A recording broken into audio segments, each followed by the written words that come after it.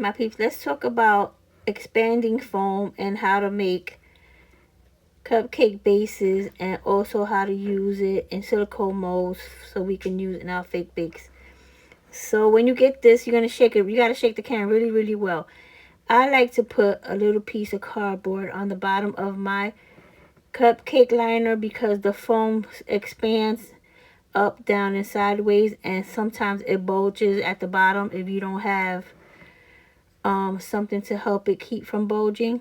So I like to fill my cupcake liners not all the way full, but just almost to the top. It's going to expand a lot, and you might have some extra at the top. Sometimes they come out pretty good and you don't have any extra. So I fill up these cupcake cups, not all the way, just like the cupcake liner, like halfway, a little more than halfway up. And then I have this silicone mold that's shaped like a cake cone, an ice cream cake cone, and I'll fill that all the way up to the top. And I also have bundt cake mold, and I'm just gonna fill that up. So this is how they look after I let them sit for like 2 days. I like to let mine sit for at least 2 days so that the silicone, I know it has set, it has expanded as far as it's going to expand.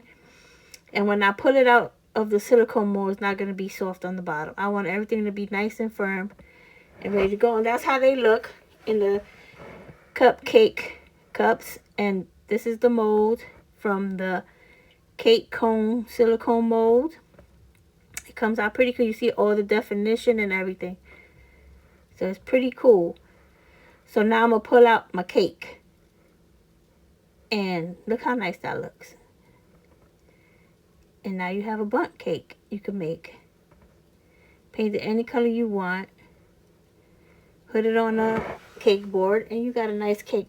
So now for the cupcake cones, for the ice cream cones, you want to cut off the top because you're going to put on a swirl or your ice cream scoop. And you can do the same thing for the cake. Just cut off the excess pieces at the bottom and it'll flatten out and you can put it on the cake board. So now I want to add a little bit of color to my cupcakes because I want it to look more realistic. So I'm just getting my classic caramel and I'm dry brushing some color on. Now I'm not taking a brush and straight up just painting on it. No, dry brushing.